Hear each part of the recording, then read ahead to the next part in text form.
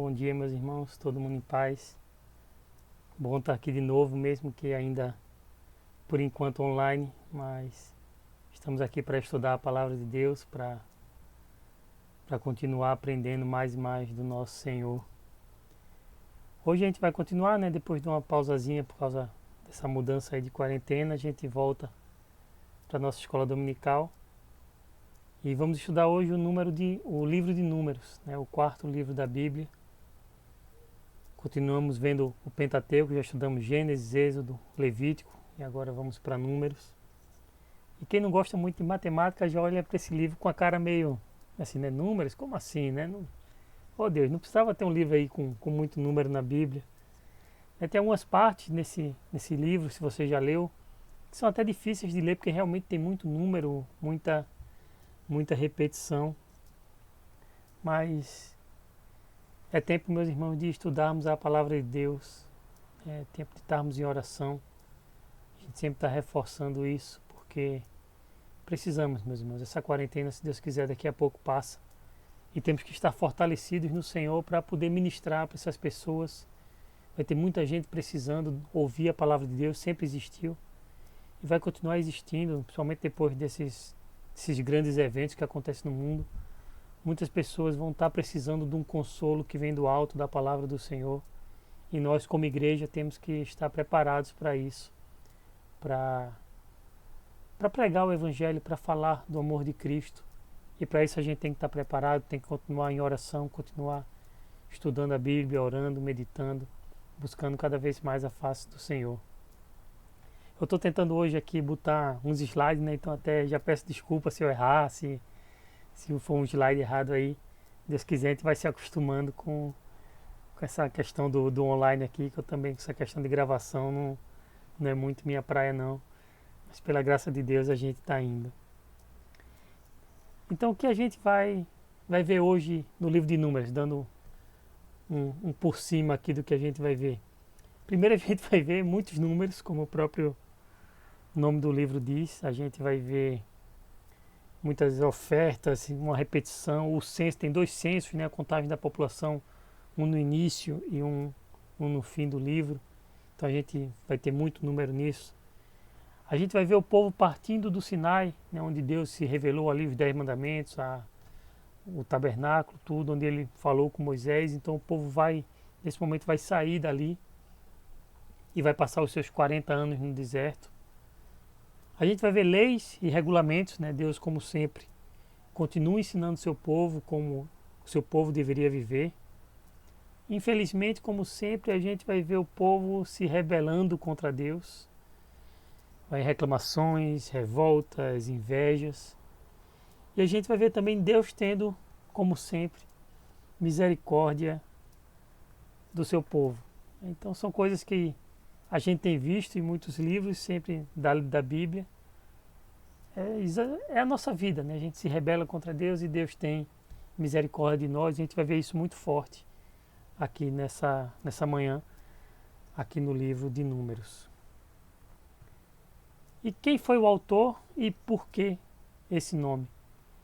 Como a gente tem já falado, os 5 primeiros livros da Bíblia, o Pentateuco, foram todos escritos por Moisés, servo de Deus, há aproximadamente 1450, 1500 anos antes de Cristo. A gente não tem uma data exata, mas é por aí.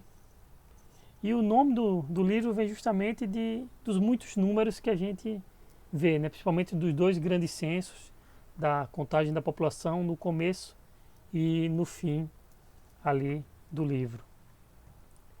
E como a gente pode dividir, né? A gente sempre tem falado, quando a gente vai estudar um livro da Bíblia, é bom a gente dividir ele em algumas partes para poder estudar eles com mais calma. Geralmente tem algumas divisões que ficam mais fáceis da gente entender o livro.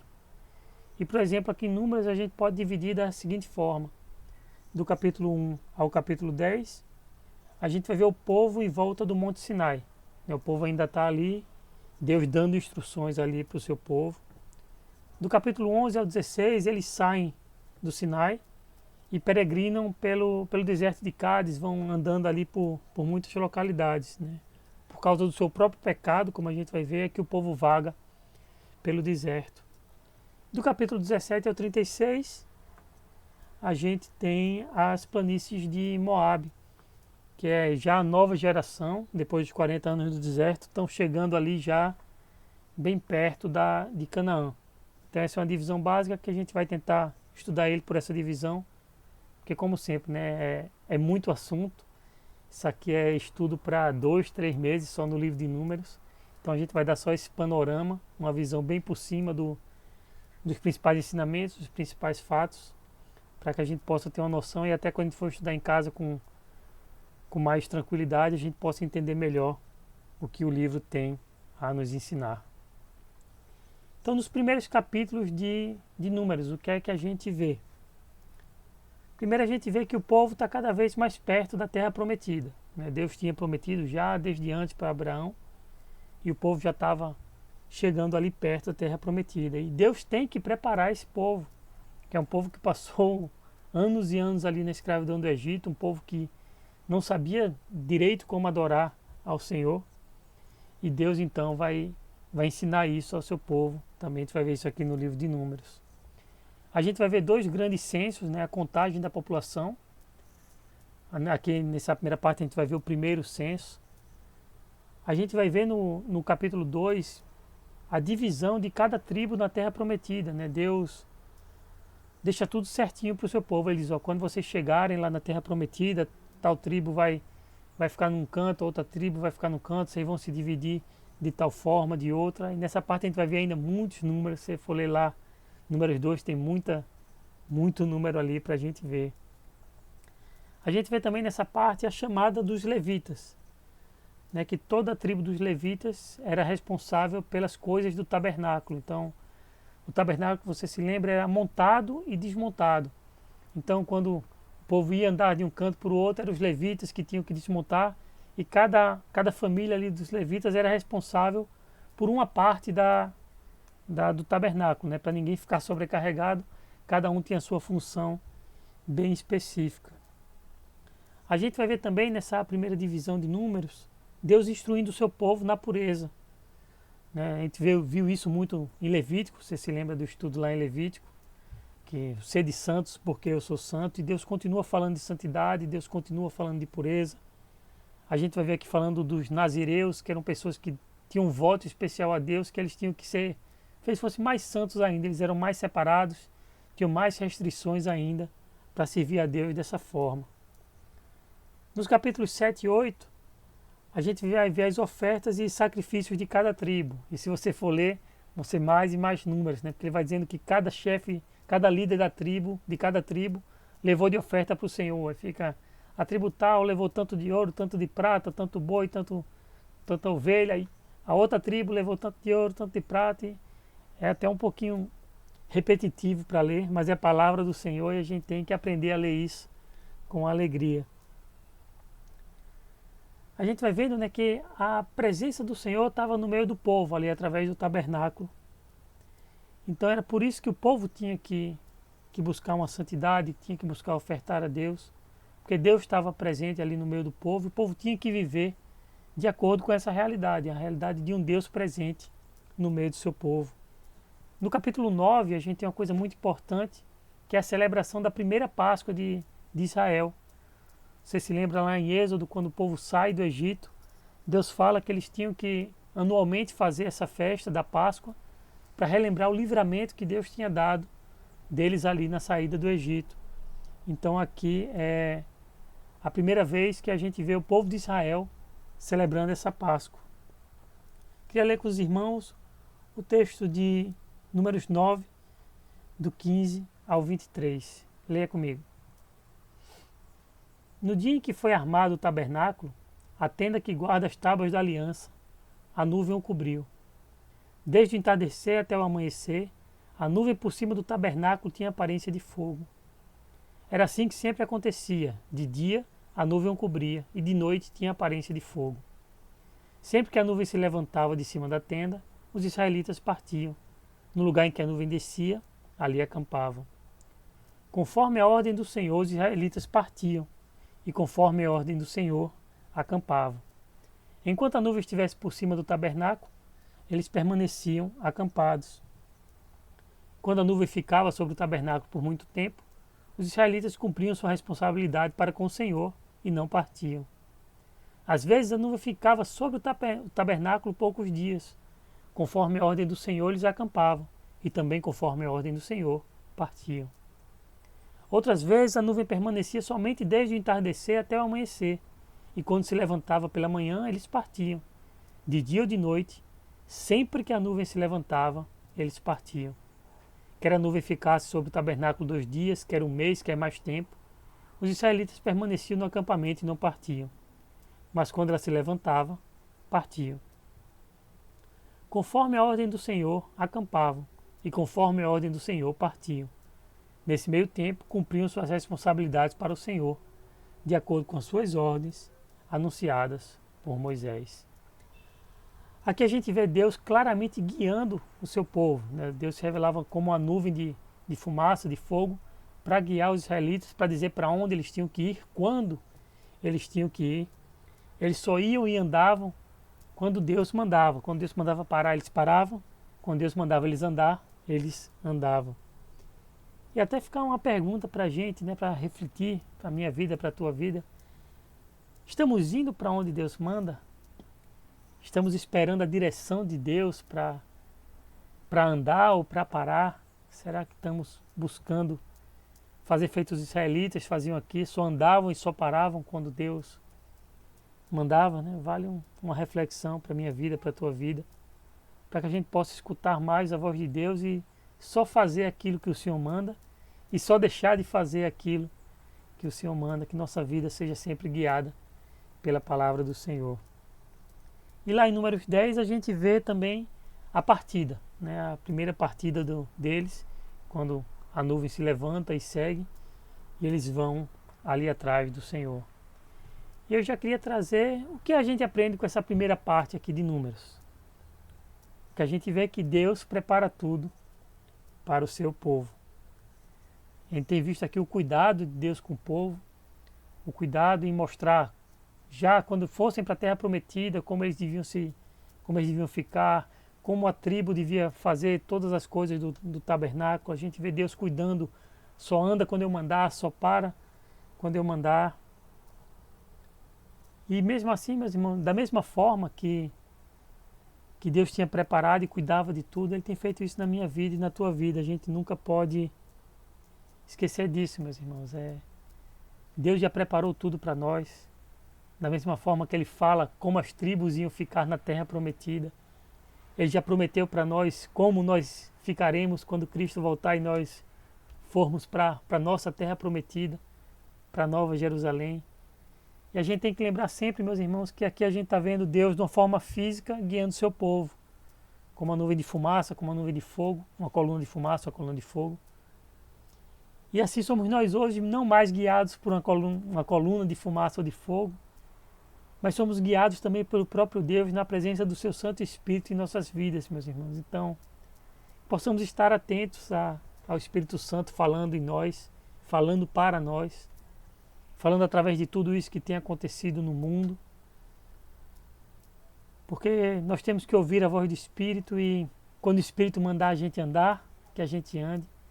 Quando o Espírito mandar a gente parar, que a gente pare. Então que a gente possa aproveitar esses dias que muitos estão tendo mais tempo em casa, para buscar em oração, buscar em jejum, buscar a face do Senhor para poder ouvir o que o Santo Espírito tem falado à sua igreja, e Ele tem falado muito. Então que possamos estar atentos para sermos guiados pelo Senhor. E a segunda parte, infelizmente na segunda parte a gente vai ver muita murmuração, a gente vai ver muita revolta acontecendo no meio dos israelitas. Somente no capítulo 11 e 12 você vai ver, logo após eles saírem do acampamento na presença do Senhor, logo após Deus ter se revelado grandemente a eles. A gente vê logo isso lá no capítulo 10 eles partem, e já no início do capítulo 11 veja o que acontece. Aconteceu que o povo começou a queixar-se das suas dificuldades aos ouvidos do Senhor. Quando ele os ouviu, a sua ira acendeu-se e fogo da parte do Senhor queimou entre eles e consumiu algumas extremidades do acampamento. Eles também reclamam querendo comida boa, uma comida melhor. Um bando de estrangeiros que havia no meio deles encheu-se de gula, e até os próprios israelitas tornaram a queixar-se e diziam: Ah, se tivéssemos carne para comer! Nós nos lembramos dos peixes que comíamos de graça no Egito, e também dos pepinos, das melancias, dos alhos porós, das cebolas, dos alhos. Mas agora perdemos o apetite e nunca vemos nada a não ser este maná. E Deus responde a eles: Diga ao povo, consagrem-se para amanhã, pois vocês comerão carne. O Senhor os ouviu quando se queixaram a ele, dizendo: Ah, se tivéssemos carne para comer! Estávamos melhor no Egito. Agora o Senhor lhes dará carne e vocês comerão. Mas um mês inteiro até que lhes saia carne pelo nariz e vocês tenham nojo dela, porque rejeitaram o Senhor que está no meio de vocês e se queixaram a ele, dizendo: Por que saímos do Egito? E já fica uma pergunta, meus irmãos: será que mudou? Será que no nosso meio, na igreja hoje, no Israel de Deus, na igreja, as coisas mudaram? Porque a gente está vendo aqui o povo reclamando, o povo acabou de sair de escravidão no Egito, eles estavam clamando a Deus no Egito para que Deus fosse lá salvar eles. E logo quando Deus salva, eles começam a murmurar, começam a reclamar. Deus tinha dado uma coisa maravilhosa, que era o maná que caía do céu todos os dias para eles. Deus não deixou faltar alimento para eles, e eles reclamam: só tem maná. Maná no almoço, maná no café, maná no jantar. Bom era no Egito que a gente comia carne, a gente comia alho, comia cebolas e frutas e coisas. E muitas vezes, meus irmãos, a gente tem que admitir que às vezes a gente quer voltar para o Egito, né? Às vezes a gente reclama das coisas que Deus nos dá e fica lembrando com saudades daquele tempo que a gente não conhecia a Deus. Bons tempos era aquele. Não, meus irmãos, que Deus nos livre de cometer tal pecado, de cometer tal insanidade, meus irmãos. Porque é muito melhor estar com o Senhor. Muito melhor estar com as coisas que o Senhor nos dá a mim, dá a você, meus irmãos. O passado do Egito, meus irmãos, não vale a pena nem lembrar. Porque são coisas terríveis, era época de pecado, era época de idolatria. Então que não possamos cair nesse erro, que temos que admitir, algumas vezes caímos, mas que possamos olhar para o Senhor, para as coisas boas que Ele nos dá, para o cuidado que Ele tem conosco, com o seu povo. E não sei, aí você aí no período de quarentena, talvez, né, tenha até ouvido falar com alguns irmãos, vez por outra tem algum gente reclamando dentro de casa, né? Esposa reclamando com o marido reclamando com a esposa, pai reclamando com o filho reclamando com o pai. Você até falou isso na última mensagem, que Deus traga paz para essas famílias. Mas não é só na nossa casa que acontece, na nossa família que acontecem murmurações, não. Isso já vem lá de trás, lá. A gente vai ver aqui em Números 12, capítulo 1 e 2, que os próprios irmãos de Moisés, Miriam e Arão, estavam reclamando do seu irmão. Leia comigo. Miriam e Arão começaram a criticar Moisés porque ele havia se casado com uma mulher etíope.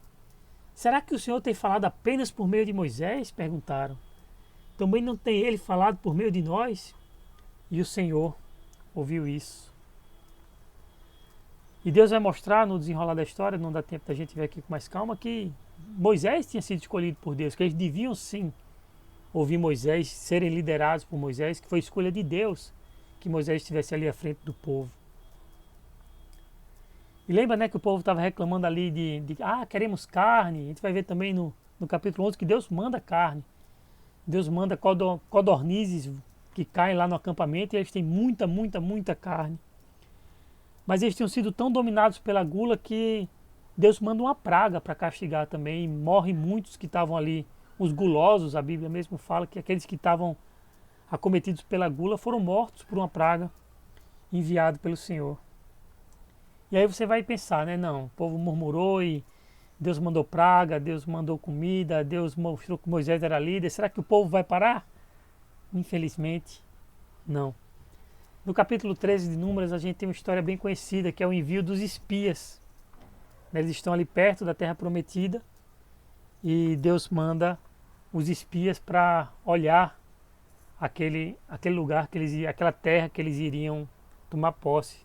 Não sei se vai dar para ver bem aí no slide, mas você vê lá embaixo, em Cades Barnea, onde eles estavam. E eles foram subindo, essa é a rota que os espias fizeram. Eles sobem por toda a terra de Canaã, até chegar lá em cima, em Lebo Hamate. E esse foi o caminho que os espias foram. Né? E você tem que lembrar que a Bíblia fala que não foi qualquer um enviado como espia. Foram os chefes das tribos, líderes de cada tribo que foi enviada para ver a terra. E os espias vão, e eles olham e vêm, passam ali pela terra toda, como eu mostrei no mapa. E eles dizem, não, a terra é boa, a terra realmente mana leite e mel. E deram o seguinte relatório a Moisés: entramos na terra a qual você nos enviou, onde manam leite e mel. Aqui estão alguns frutos dela. E aparentemente estava tudo bem, né? A promessa de Deus. Deus tinha dito, vou dar uma terra e uma terra boa, que mana leite e mel, que tem frutos à vontade. Eles trazem alguns frutos imensos dessa viagem que eles fizeram ao redor da terra. Mas ao invés de se alegrarem e irem lá tomar posse da terra, sabe o que aconteceu? Mas o povo que lá vive é poderoso, e as cidades são fortificadas e muito grandes. Também vimos descendentes de Enaque. Os amalequitas vivem no Negueb, os hititas, os jebuseus, os amorreus vivem na região montanhosa. Os cananeus vivem perto do mar e junto ao Jordão. Então Caleb fez o povo calar-se perante Moisés e disse: subamos e tomamos posse da terra, é certo que venceremos. Mas os homens que tinham ido com ele disseram: não podemos atacar aquele povo, é mais forte do que nós. E espalharam entre os israelitas um relatório negativo acerca daquela terra. Disseram: a terra para a qual fomos em missão de reconhecimento devora os que nela vivem. Todos os que vimos são de grande estatura, vimos também os gigantes, os descendentes de Enaque, diante de quem parecíamos gafanhoto, a nós e a eles. Nós vemos aqui os chefes da tribo, foram enviados para olhar a terra que Deus tinha mandado eles tomar posse. Ao invés de encorajar o povo, ao invés de dizer para o povo ir, ao invés de dizer que estava tudo bem, eles, pelo contrário, eles levam o povo a pecar, eles levam o povo a ter medo, eles levam o povo a murmurar, a duvidar da palavra de Deus. Temos que lembrar que Deus tinha dito que eles tomariam sim posse daquela terra, mesmo com todos esses habitantes lá. Era uma promessa do Senhor. E o povo, em vez de ser encorajado pelos seus líderes, eles foram, pelo contrário, eles foram levados a pecar contra Deus. E qual foi a reação do povo? Veja lá comigo, Números 14, 1 ao 4. Naquela noite, toda a comunidade começou a chorar em alta voz. Todos os israelitas queixaram-se contra Moisés e contra Arão. E toda a comunidade lhes disse: quem dera tivéssemos morrido no Egito, ou neste deserto. Por que o Senhor está nos trazendo para esta terra? Só para nos deixar cair a espada? Nossas mulheres e nossos filhos serão tomados como despojo de guerra. Não seria melhor voltar para o Egito? E disseram uns aos outros: escolheremos um chefe e voltaremos ao Egito. Triste, né, meus irmãos? A gente está vendo aqui o povo querendo voltar para o Egito, querendo sair da presença do Deus Santo, que tinha livrado eles através de milagres e maravilhas, e queriam voltar por medo da terra do Egito. E aqui também fica uma palavra para os que são líderes, né? A gente tem visto aqui que os líderes influenciam muito aqueles que estão sendo liderados por eles. Então, quem está na liderança tem que tomar muito cuidado com o que faz, tem que tomar muito cuidado com o que fala, porque cada líder vai prestar conta a Deus de uma maneira maior do que as pessoas normais. A palavra de Deus ensina isso. Então, possamos buscar liderança, possamos buscar sermos bons líderes, mas tenhamos também cuidado e possamos fazer tudo com temor e tremor ao Senhor, porque Ele está vendo tudo que fazemos e temos que levar as pessoas a fazer o que a palavra de Deus diz, não aquilo que o nosso medo, a nossa inconstância diz para que façamos. E você viu aqui Caleb falando: não, vamos lá, Deus mandou, a gente vai conseguir. Josué também, que era um servo de Moisés, ele vai lá e também diz: vamos lá, Deus falou, vamos invadir essa terra porque Deus está conosco. Mas eles quase morrem apedrejados por isso, meus irmãos. a população ali de Israel queria apedrejar eles porque eles estavam querendo entrar na terra prometida. Então a gente vai ver que Deus diz que vai punir o povo, está lá em Números 14 e 11, você pode ler isso depois em calma, em casa com mais calma. E Moisés, como fez várias vezes, a gente vai ver isso muito também no livro de Números, Moisés intercedendo pelo povo. E é uma coisa que a gente tem que notar, porque Moisés, aqui ele estava intercedendo por um povo que estava querendo matá-lo, que estava querendo apedrejá-lo, que estava querendo tirar a liderança dele e voltar para o Egito. E mesmo assim Moisés intercede por esse povo, Moisés se coloca de joelho por esse povo, Moisés se coloca diante do Senhor em oração por esse povo, para que Deus tenha misericórdia desse povo. E é uma grande lição para nós, meus irmãos, que temos que amar, não só aqueles que são fáceis de amar, temos que amar aqueles que são difíceis de amar, e talvez nesse momento de quarentena estejamos com alguns problemas, né, em relacionamentos. Talvez um quer pensar uma coisa, outro quer pensar outra, mas Deus nos chama para amar as pessoas que pensam diferente de nós. Temos que lembrar que o Senhor Jesus nos ensina que temos que amar até os nossos inimigos. Então que possamos aprender isso, meus irmãos, que mesmo quando alguém nos fere, mesmo quando alguém é contra nós, o nosso dever como cristãos é dobrar nossos joelhos e orar por essa pessoa, interceder a Deus por essas pessoas, não guardar raiva, não guardar rancor, não querer vingança, muito pelo contrário, que possamos orar a Deus para que Deus cuide dessas pessoas e transforme naquilo que elas têm que ser transformadas. Mas mesmo Moisés intercedendo e Deus falando que não ia destruir totalmente esse povo, Deus traz uma punição também para o povo. No entanto, juro pela glória do Senhor que enche toda a terra, isso é o Senhor Deus falando, que nenhum dos que viram a minha glória e os sinais miraculosos que realizei no Egito e no deserto, e me puseram à prova e me desobedeceram 10 vezes, nenhum deles chegará a ver a terra que prometi com juramento aos seus antepassados. Ninguém que me tratou com desprezo haverá. E aqui a gente tem um dos momentos mais tristes, meus irmãos, da história bíblica, porque é um povo que viu as maravilhas de Deus, foi liberto por Deus do Egito com coisas miraculosas, e a gente vê Deus punindo esse povo, dizendo: nenhum desses que me viram vão entrar nessa terra que prometi, porque me desobedeceram. A gente vê Deus punindo o seu povo, meus irmãos, e não só naquela época, mas hoje a gente também vai ver isso. Então o livro de Hebreus ensina que Deus pune o seu povo, não é por raiva, não é por nada, é para ensinar o seu povo. Então quando passamos por provações, quando Deus permite que a gente passe por lutas, por dificuldades, não é porque Deus não nos ama, não. Muito pelo contrário, é porque Ele nos ama muito. E tem coisas que a gente só vai aprender como o povo de Israel aqui, andando no deserto, sendo privado de algumas coisas, né? E fica até uma pergunta para a gente meditar e orar. Tudo isso que a gente está passando aqui nessa quarentena, eu acho que Deus também está falando muito à igreja e está, de certa forma, colocando a igreja em algumas áreas no deserto, para que a gente aprenda que talvez a gente não estivesse buscando as coisas realmente como Deus queria que nós buscássemos, né? Talvez a gente estivesse dando importância a muitas coisas que não tinham tanta importância e deixando de lado coisas importantes para trocar por essas coisas que não eram importantes. Então também que a gente possa aproveitar nesse tempo que a gente tem passado e orar, refletir e orar sobre isso, para que Deus fale a nós, nos mostre tudo aquilo que temos como igreja que aprender nesse momento tão difícil que temos passado como mundo, né? A igreja espalhada pelo mundo tem tido muita dificuldade também nesse período de quarentena. E Deus ainda pune mais os chefes. Eu falei, né, que os que são líderes são julgados de forma maior por Deus, e é isso que acontece aqui também. Leia comigo. Os homens enviados por Moisés em missão de reconhecimento daquela terra voltaram e fizeram toda a comunidade queixar-se contra ele ao espalharem um relatório negativo. Esses homens, responsáveis por espalhar o relatório negativo sobre a terra, morreram subitamente de praga perante o Senhor. Deus tinha prometido: vocês vão tomar posse da terra. Eu estou libertando vocês do Egito para isso, para dar aquela terra que eu prometi lá atrás, desde de Abraão, o primeiro patriarca.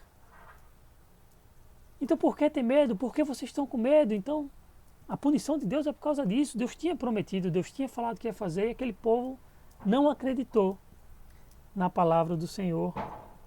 Isso fica um ensinamento para nós, meus irmãos. Quando Deus manda, a gente tem que obedecer. A gente não pode ter medo, porque não é pela nossa força que a gente vai. A gente vai ver lá na frente, estudando a sequência de livros, que o povo vai e conquista a terra prometida.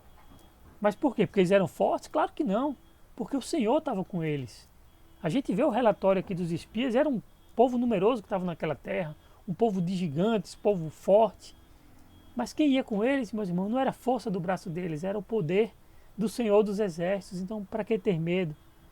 E fica isso também para nós, né? Para que ter medo, meus irmãos? A palavra de Deus nos promete tanta coisa.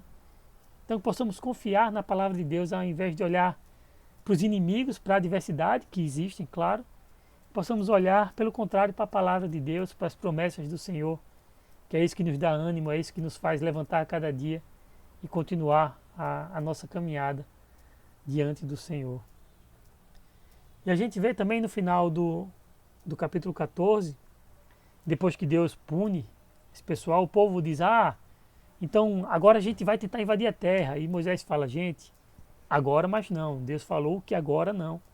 E o povo tenta por esforço próprio, na força do seu próprio braço, mesmo Deus dizendo para eles não irem. Eles tentam invadir aquela terra e o que acontece? O que sempre acontece quando a gente tenta fazer uma coisa que Deus não mandou. Eles perdem a batalha, eles são feridos, muitos mortos ali.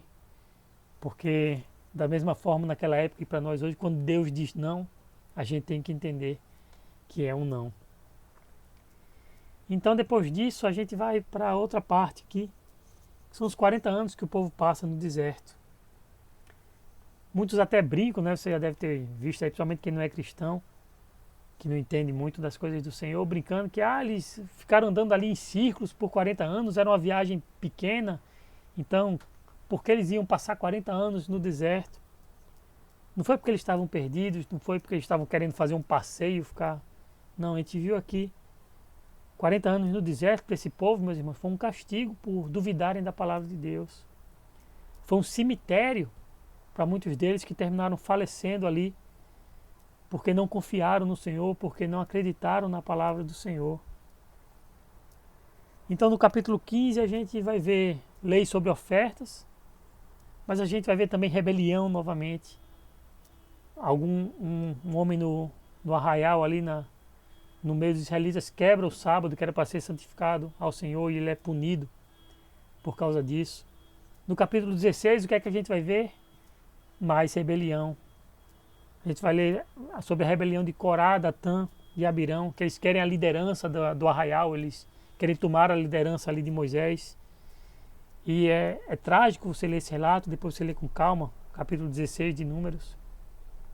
Porque eles terminam sendo engolidos pela terra, a terra se abre e leva eles e todos os seus familiares, todos aqueles que estavam apoiando eles, meus irmãos, porque eles estavam se rebelando contra o Senhor.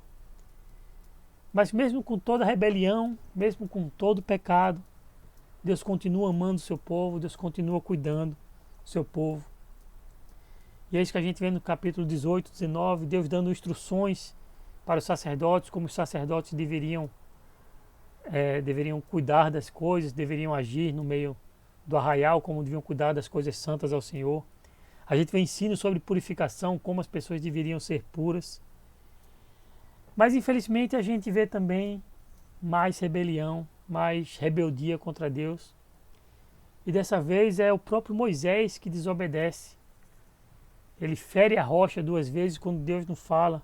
Vamos ler esse texto, está lá em Números 20, do 8 ao 12.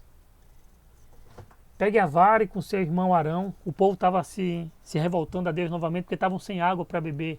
Eles queriam beber água e não tinham bebido. Lá atrás em Êxodo a gente viu que na primeira vez que aconteceu isso, Deus mandou Moisés falar com a rocha ali, bater na rocha para a rocha verter água, e saiu água ali, e a gente vê isso acontecendo novamente aqui. Pegue a vara e com seu irmão Arão reúna a comunidade, e diante deste fale aquela rocha, e ela verterá água. Fale, preste atenção nisso, fale aquela rocha. Vocês tirarão água da rocha para a comunidade e os rebanhos beberem. Então Moisés pegou a vara que estava diante do Senhor, como este lhe havia ordenado. Moisés e Arão reuniram a assembleia em frente da rocha e Moisés disse: escutem, rebeldes, será que teremos que tirar água desta rocha para lhes dar? Então Moisés ergueu o braço e bateu na rocha 2 vezes com a vara. Jorrou água e a comunidade e os rebanhos beberam. O Senhor, porém, disse a Moisés e Arão: como vocês não confiaram em mim para honrar minha santidade à vista dos israelitas, vocês não conduzirão esta comunidade para a terra que eu lhes dou. A gente viu Deus falando para Moisés: fale com a rocha. E Moisés, com muita pressão que devia estar recebendo ali, meio que com raiva daquele povo também, de vez de falar com a rocha, ele fere a rocha 2 vezes, desobedecendo a Deus. E Deus dá uma punição para ele e para Arão. Eles também, como a maioria daquele povo, não iam entrar na terra prometida. Mas se reparar aqui também, mesmo na desobediência de Moisés e do povo, a gente vê a graça de Deus. Porque ele tinha falado para Moisés falar a rocha para ela dar água para o povo. E Moisés não fez isso. Moisés desobedeceu a Deus e feriu a rocha 2 vezes. Mas mesmo assim Deus deu água para o povo. Deus deu água para o povo beber, para o rebanho beber, porque a misericórdia de Deus é assim, meus irmãos. Mesmo quando a gente falha, mesmo quando a gente erra, Deus está ali para cuidar do seu povo, para não deixar que nada de mal aconteça. Deus não tem prazer em punir, muito pelo contrário. Ele tem prazer na salvação dos ímpios, ele tem prazer que as pessoas o adorem e façam a sua vontade. No final do capítulo 20, a gente vê também a morte de Arão. Como Deus tinha falado aqui, ele não entra também na terra prometida. Capítulo 21, a gente vai ver mais murmuração, meus irmãos. É um tema bastante recorrente no livro de Números. E o povo está em rebelião contra Deus novamente, e Deus envia cobras venenosas para picar aquelas pessoas, e elas estavam sendo envenenadas e morrendo envenenadas pelas cobras. Mas novamente a gente vê o perdão e o cuidado de Deus com o seu povo. Deus fala para Moisés fazer uma serpente de bronze e levantar essa serpente de bronze.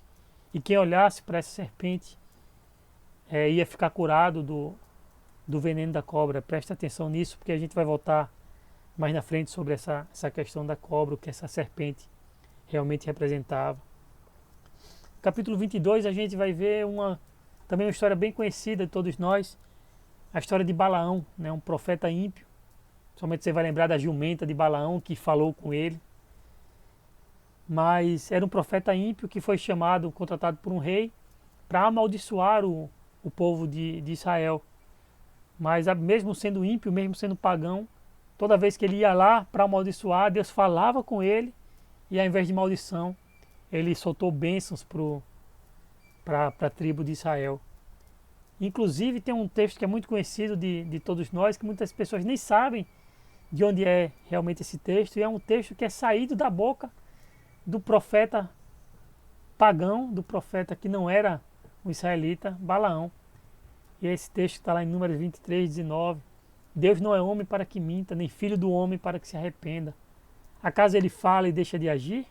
Acaso promete e deixa de cumprir? É um versículo muito precioso para todos nós. E foi falado pela boca de um ímpio, pela boca de um pagão que Deus usou naquele momento para abençoar seu povo, abençoar a tribo de Israel. Capítulo 25, a gente vai ver mais e mais revolta. O povo começa a adorar, sendo incentivado por estrangeiros, por pessoas ali ao redor. O povo cai em adoração a Baal Peor, que é uma divindade lá daquela região. E Deus envia, mais uma vez, uma praga para acabar com com tudo aquilo ali que estava acontecendo, com toda aquela adoração que estava ali. E aí acaba os 40 anos no deserto. E a gente vai para a terceira parte lá daquela divisão que, a partir do capítulo 26, o que é que a gente vê? Dessa vez não é mais revolta, mas são mais números. É isso que a gente vai vendo muito aqui, né? Revolta, número, revolta, número. A gente tem o segundo recenseamento, agora já com o povo novo, não é mais o... Você lembra, o povo passou esses 40 anos porque Deus tinha falado que aqueles que viram a glória dele, os que já tinham uma certa idade quando saíram do Egito, não iam entrar na terra prometida. Então, esses 40 anos, esse povo foi morrendo, e os que eram pequenos foram crescendo e envelhecendo. E esse novo censo conta justamente isso. Esse novo povo que está ali, e agora esse povo é o que vai entrar na terra prometida. Capítulo 27, a gente vai ver Josué, ajudante de Moisés, Deus dizendo que vai ser Josué que vai liderar o povo na entrada da terra do Egito, na entrada da terra de Canaã, perdão. E é isso que a gente vai ver também lá quando a gente for estudar o livro de Josué, que é justamente sobre a tomada da terra prometida. A gente vai vendo muitas batalhas e o povo começa a vencer essas batalhas porque é o Senhor que está indo por eles. A gente vê no capítulo 31, por exemplo, a vitória sobre os midianitas. Capítulo 32 tem um fato interessante que é quando a tribo de Ruben, a tribo de Gade e meia tribo de Manassés, eles pedem para ficar antes do lado oriental da terra prometida, antes mesmo de entrar na terra. Tem o rio que divide e eles pedem para ficar antes do rio, que a terra deles de herança seja ali. E Moisés até fala, ok, sem problema, vocês podem ficar nessa terra, mas vocês só vão tomar posse dessa terra realmente quando todo mundo for para outra terra e quando seus irmãos tomarem posse da terra de vocês, aí vocês podem voltar. E eles concordam com isso, deixam mulheres e filhos lá, mas os homens aptos à guerra, eles continuam junto com seus irmãos para ajudar eles na tomada da terra prometida. Capítulo 34, a gente vê novamente o cuidado de Deus, dividindo como cada tribo vai ter que ficar na terra de Canaã, como vai ser dividido tudo ali, tudo certinho. E capítulo 35 e 36 a gente vai ver as últimas instruções de Deus sobre a posse de Canaã, como eles deveriam agir. Como a gente tem falado, Deus sempre tem cuidado do seu povo, sempre direciona o seu povo. A gente vê isso desde sempre. E é assim que termina o livro de Números, né? As tribos estão quase entrando na terra prometida. E apesar de todo o pecado, de toda a rebelião, que foi muito, como a gente viu aqui, Deus continua fiel às suas promessas, né? Deus não é homem para que minta, nem filho do homem para que se arrependa. Então, se ele prometeu, ele vai cumprir. Ele tinha prometido que ia dar aquela terra para Israel, e é isso que ele vai fazer. Ele vai dar essa terra prometida para Israel. Então, o povo termina Números assim, já às portas de entrar na tribo de Israel. E a gente vai ver a próxima aula sobre o Antigo Testamento, daqui a 15 dias, se Deus permitir. Espero até que acabe essa quarentena e a gente já possa dar essa aula presencial na igreja, mas se não for, a gente continua por aqui. Deus sabe de todas as coisas. A gente vai ver no livro de Deuteronômio mais uma preparação sobre como entrar na terra, né? Moisés vai relembrar tudo aquilo que o Senhor fez, para que quando eles entrarem na terra, eles possam entrar segundo a vontade do Senhor, fazendo aquilo que o Senhor quer. E uma coisa que a gente sempre tem mostrado, né, principalmente nos estudos do Antigo Testamento, como a gente pode ver Jesus no livro de Números, como Números nos mostra o Senhor Jesus, como ele aponta para o Senhor Jesus. A gente tem batido muito nisso. O próprio Jesus fala que todas as escrituras dão testemunho dele, porque com o discípulo de Emaús também ele fala isso, né, que ele vai explicando do Messias, dos profetas, do Salmo, de Moisés. Então, toda a Bíblia fala de Jesus, alguns pontos não tão explicitamente, mas eles apontam para a obra de Jesus, para a pessoa de Jesus, para o Messias prometido. Uma coisa que a gente vê, que a gente até viu isso na aula de Êxodo, quem era a rocha que dava água para eles, que dava de beber. Paulo vai falar isso lá em Coríntios, que essa rocha era Cristo Jesus, que ainda hoje nos dá de beber. A gente vê aqui Deus falando com o seu povo, Deus presente no meio do seu povo. E você lembra qual é o nome de Jesus? Lá em Mateus 1, 23, fala o seguinte: a virgem ficará grávida e dará à luz a um filho. Eles chamarão Emanuel, que significa Deus conosco. Então a gente tinha essa presença de Deus na coluna de fumaça, na coluna de fogo, no tabernáculo, aqui em Números. E a gente teve a presença real de Deus por algum tempo aqui no mundo, através de Jesus Cristo, que era o Emanuel, Filho de Deus. E a gente tem hoje a presença de Deus no mundo através do seu Santo Espírito. Então, a gente vê a presença de Deus com o seu povo, desde lá até agora. Deus nunca abandona seu povo. Uma coisa que a gente vê também é que o pecado tem que ter uma punição. A gente vê Deus aqui punindo o seu povo por causa do pecado, por causa das coisas que eles estavam fazendo. e o pecado leva à morte. E para isso a gente precisa de um Salvador.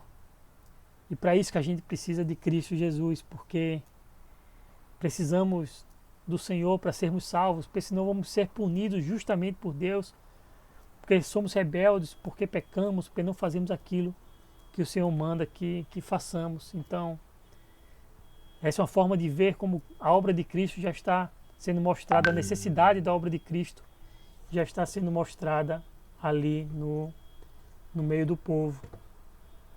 Só um momentinho aqui, rapidinho. Voltei. E outra coisa que a gente vê, você se lembra, eu falei quando a gente estava falando da serpente que foi levantada, aparentemente não tem nada a ver com Cristo isso, mas veja comigo o que tem lá em João 3, versos 14 e 15. O Senhor Jesus falando: da mesma forma como Moisés levantou a serpente no deserto, assim também é necessário que o Filho do Homem seja levantado, para que todo que nele crê tenha a vida eterna. Então aquela serpente que foi levantada ali no deserto, meus irmãos, já apontava para Cristo, que ia ter que ser levantado na cruz, teria que ser pregado numa cruz para que a gente pudesse ser salvo. E da mesma forma, como você lembra, as pessoas que eram mordidas pela cobra e estavam ali para morrer pelo veneno, olhavam para aquela serpente e eram curadas. E da mesma forma, meus irmãos, nós que estamos contaminados pelo pecado, nós olhamos para Cristo, olhamos para a cruz de Cristo, para a cruz do nosso Salvador, e nós temos salvação e perdão dos nossos pecados, meus irmãos. Então, quando a gente estiver lendo números, estudando números, na sua casa aí, na sua leitura bíblica, lembre sempre de olhar como a obra de Cristo está presente, de como o perdão de Deus está presente, de como a necessidade de um Salvador está presente nesse livro. E caminhando aqui para a gente terminar, já está chegando aí no limite da aula aí da hora. Eu queria mostrar como o apóstolo Paulo usa números, ele faz meio que um resumo de números lá em 1 Coríntios. Como Paulo fala, Paulo nos ensina muitas coisas de números, né? Mais do que o que eu posso falar, com certeza Paulo tem muito mais a falar. Então vamos ver o que o apóstolo Paulo fala através de números. Porque não quero, irmãos, que vocês ignorem o fato de que todos os nossos antepassados estiveram sob a nuvem e todos passaram pelo mar. Em Moisés, todos eles foram batizados na nuvem e no mar. Todos comeram do mesmo alimento espiritual e beberam da mesma bebida espiritual, pois bebiam da rocha espiritual que os acompanhava, e essa rocha era Cristo. Contudo, Deus não se agradou da maioria deles, por isso seus corpos ficaram espalhados no deserto. Está vendo aqui muito do que a gente tem falado aqui, Paulo está falando também aqui, e ele continua. Essas coisas ocorreram como exemplos para nós, para que não cobicemos coisas más como eles fizeram. Não sejam idólatras, como alguns deles foram, conforme está escrito.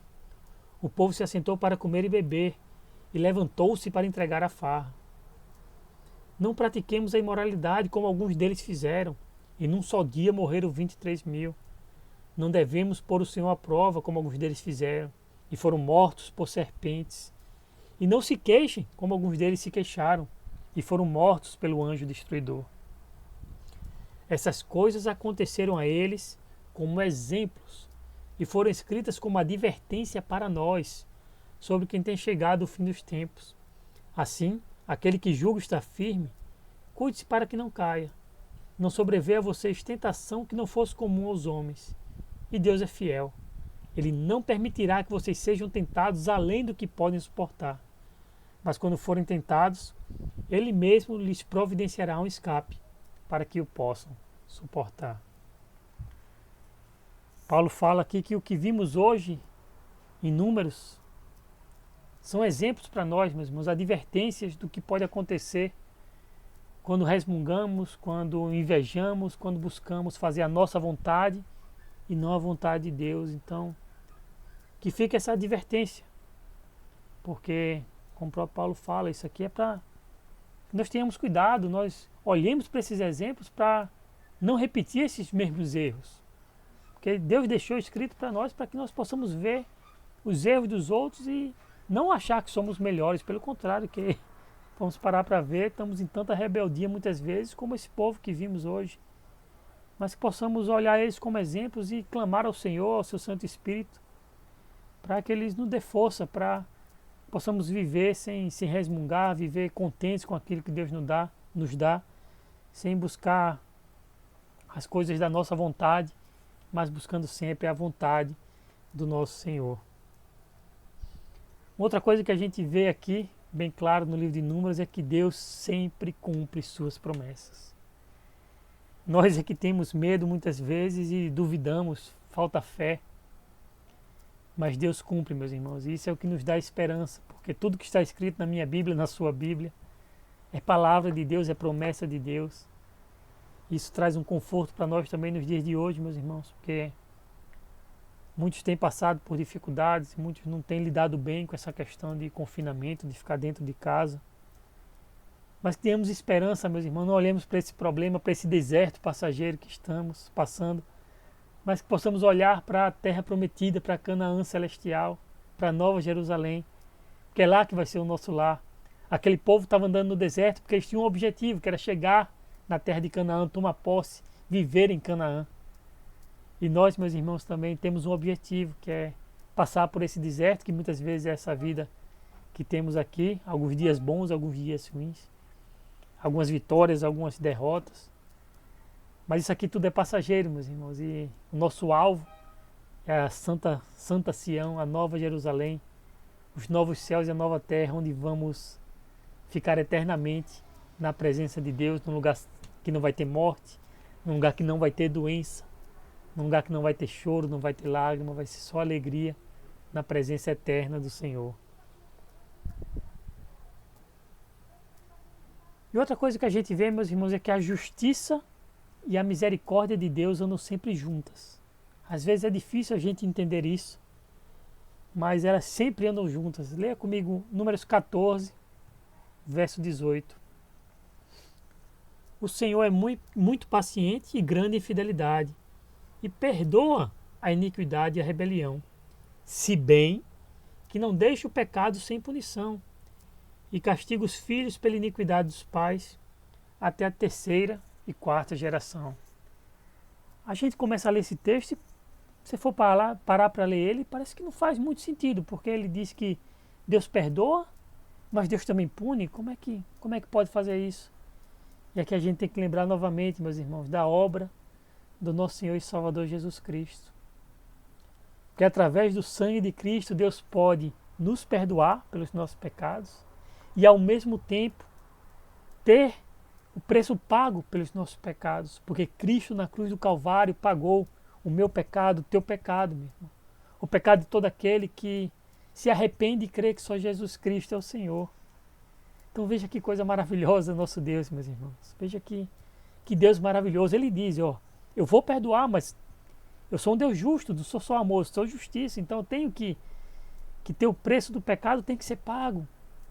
E Cristo pagou por nós na cruz do Calvário, derramando o seu precioso sangue, meus irmãos. Então, veja como Deus é maravilhoso. Que nós precisamos do sangue de Cristo, assim como os israelitas precisaram de uma nova geração, nós precisamos de uma nova vida.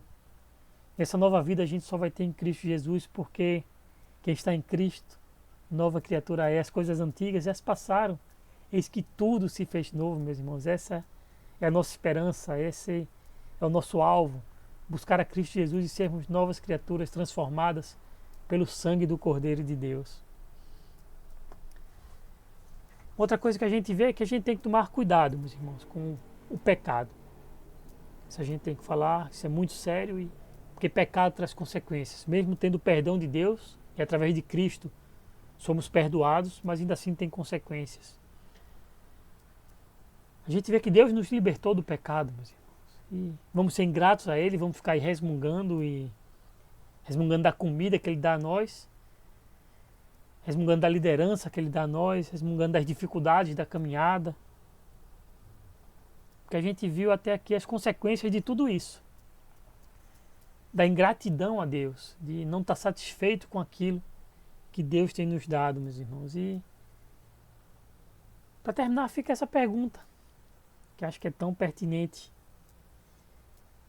nos dias de hoje, nesses períodos que muitos estão passando aí por dificuldades, mas será que estamos satisfeitos com Deus? Será que estamos satisfeitos com aquilo que Deus nos tem dado, com o cuidado que Ele tem demonstrado sobre nós, sobre nossas vidas? Ou será que a gente está murmurando porque está de quarentena, porque por causa disso, por causa daquilo, porque não posso sair, porque é isso que está nos nossos lábios, nos nossos pensamentos? Será que a gente está olhando para esses problemas, que a gente tem que tomar cuidado, a gente tem falado isso, tem que se cuidar, tem que olhar para essa doença com todo, para esse vírus, com todo o cuidado que tem que ter, tomar todas as precauções. Mas será que o nosso olhar e a nossa mente está só para isso? E a gente está esquecendo de Deus, está esquecendo das bênçãos de Deus, está esquecendo da graça maravilhosa de Deus? Porque mesmo no deserto, meus irmãos, mesmo nas dificuldades, mesmo nas nossas murmurações e nos nossos pecados, Deus continua cuidando de nós, meus irmãos. A Bíblia ensina isso e o dia a dia nos ensina isso. Deus continua guiando o seu povo, Deus continua cuidando do seu povo, Deus continua amando o seu povo, meus irmãos. E nós, a igreja, somos povo de Deus, então Ele continua me amando, Ele continua te amando. Deus não esqueceu desse mundo, muito pelo contrário, Ele continua agindo nesse mundo.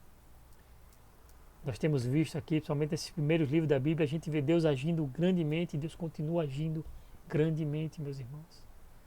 Basta estarmos atentos para ouvir a voz do Espírito Santo, para entender aquilo que Deus muitas vezes está fazendo em nossas vidas, fazendo através de tudo isso que a gente está vivendo nesse momento.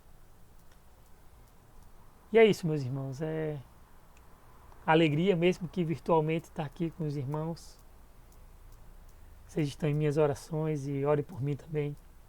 Ore pela nossa liderança, pelo pastor Cordeiro, por Melânia, pelo bispo, pelas igrejas do Nordeste. Ore por esse povo que está tão com medo, aflito, e aproveite não só para orar por eles, mas para falar que existe uma salvação para esse medo, que existe uma salvação para essa angústia. Essa salvação está em Cristo Jesus. Então aproveite para falar de Cristo Jesus, meus irmãos. Mande vídeos, mande versículos, mande áudios, ligue para as pessoas, faça uma chamada de vídeo. Mas vamos falar de Cristo, meus irmãos. Às vezes tem pessoas que têm muita barreira, a gente sabe disso. Mas muitas vezes Deus cria situações feito essa que a gente está vivendo para que as pessoas se abram mais um pouco para ouvir a palavra do Senhor. Então que preguemos e oremos para que o Espírito Santo haja na vida dessas pessoas. Então é isso, meus irmãos. Minha oração é que não olhemos para os problemas, mas olhemos para o Deus das promessas, o Deus da fé.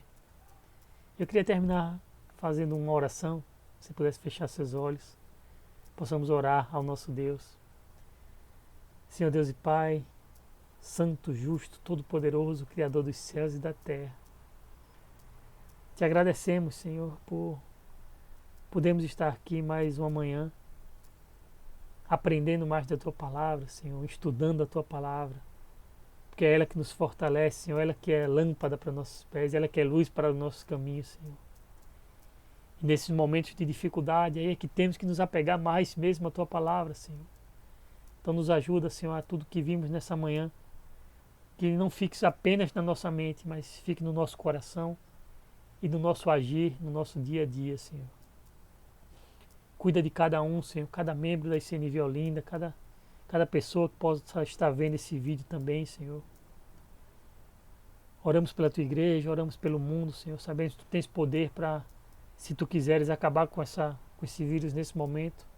Mas se Tu não quiseres também, Senhor, Tu tens poder para fazer o que Tu quiseres, Senhor. Então, nos ensina, Senhor, como temos que viver nesse momento. Nos ensina aquilo que temos que fazer, Senhor, para Te glorificar nesses dias de quarentena, Senhor. Oro pela saúde de cada um, pelo sustento de cada um, Senhor, pela fé de cada um. Que saiamos desse período, Senhor, fortalecidos pela Tua Palavra, fortalecidos pela oração, pela busca a Ti, Senhor. Cuida de cada família, cuida de cada membro, Senhor, do mais novo até o mais velho. que possamos, Senhor, pela Tua graça e misericórdia, estarmos o mais rápido possível reunidos presencialmente, Senhor, para continuar, Senhor, Te louvando, Te glorificando, Te adorando. Te agradecemos por tudo, no santo e precioso nome de Jesus. Amém e amém. É isso, meus irmãos, fiquem na paz do Senhor. Estamos aqui para qualquer coisa, pode ligar, pode mandar um zap, pode mandar um comentário aí no grupo. Se você tiver um comentário sobre essa aula, bote aí no YouTube ou no grupo, vamos conversar, vamos debater mais, vamos aprender mais da palavra do Senhor. Fiquem todos na paz. Amém.